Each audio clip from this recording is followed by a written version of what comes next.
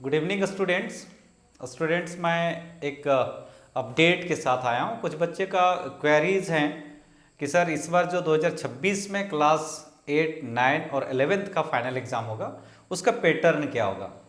बच्चों आप देखेंगे, मैं उस पैटर्न पर डिस्कस करने जा रहा हूँ। क्लास 8, 9 एंड 11 इसका एग्ज़ाम पैटर्न क्या होने जा रहा है ऑफ 2026। बच्चों जैसा कि आप जान पा रहे होंगे कि जब कोरोना आया था तो कोरोना में बच्चों को पास कराना, उसको अगले पढ़ाई में किसी प्रकार का बाधाएं ना हो, इस दृष्टिकोण से इस एग्ज़ाम को ऑब्जेक्टिव किया गया था और इससे बच्चों को नुकसान देखने को मिल रहा था। अभी हम लोग देख पा रहे हैं कि बच्चों का राइटिंग स्किल इतना ख़राब हो गया है बिकॉज सब रट्टा मार और ऑब्जेक्टिव में पड़ गए हुए हैं और राइटिंग स्किल्स बहुत गड़बड़ है।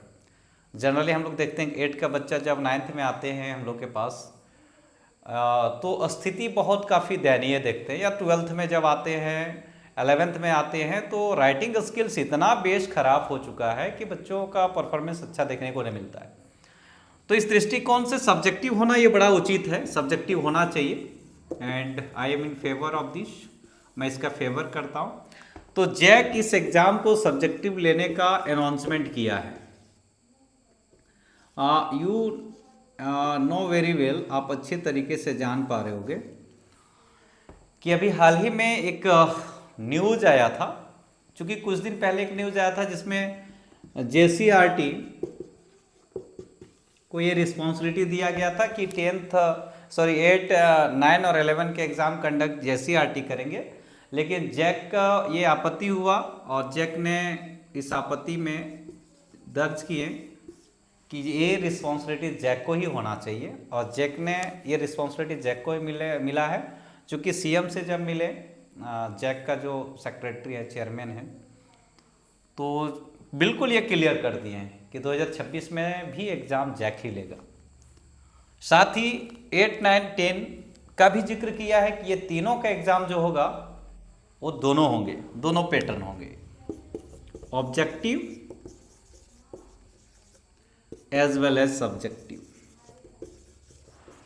इसमें 3 कैटेगरी का क्वेश्चंस रहेंगे, जैसे कि बोर्ड में आप दे पा रहे हो बच्चों, या 12th फाइनल में इस बार जो बच्चे देंगे 3 कैटेगरीज में क्वेश्चंस रहेंगे। फर्स्ट रहेंगे ऑब्जेक्टिव, सेकेंड रहेंगे शॉर्ट क्वेश्चंस और थर्ड रहेंगे लॉन्ग क्वेश्चन। ये दोनों सब्जेक्टिव रहेंगे, ये objective, you know very well. MCQ रहेंगे, मल्टीपल चॉइस क्वेश्चंस रहेंगे। तो आप इस पैटर्न पर तैयारी में लग जाए। एक बहुत ही अच्छा पैटर्न है।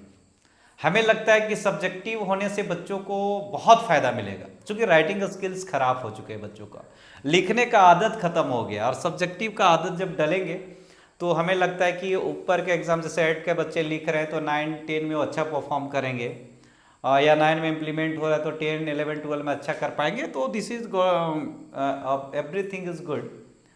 हम लोग कह सकते हैं कि ये बहुत ही अच्छा है और इट शुड बी इम्प्लीमेंटेड, ये इम्प्लीमेंट होनी चाहिए सो दैट कि बच्चों का राइटिंग स्किल जो कोरोना काल के बाद इतना बिगड़ गया है वो ठीक हो सके।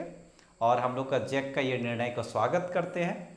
This is really very fruitful to the student and every student to take benefit of this one and you have to improve your writing skills. लिखने का तरीका को चेंज करना है, लिखने का आदत डालना है, क्योंकि ऑब्जेक्टिव जब से आया था तब से बच्चे लिखने का प्रैक्टिस को ही छोड़ दिए थे। तो this is good. So you must follow this one कि ऑब्जेक्टिव, शॉर्ट क्वेश्चंस और लॉन्ग क्वेश्चंस होंगे और आप इसके अनुसार तैयारी में लग जाओ। All the best.